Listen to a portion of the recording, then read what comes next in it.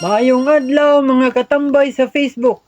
Nanata sa last 17 days para mahumaning among critical project. Pagkahuman na mo og pahiling og hollow blocks gahapon, sugod na sad mig birada sa plastering sa gawas. Dili kaayo ni siya habog, tulo lang kapile. Og diri itungtong ang steel support sa screen walling. Naay nag-touch up paint sa pre-engineered steel, naasay nag-ayag og balas para sa plastering, og naay nagmasa. Sa inyong tan-aw, mahuman ka namo ni?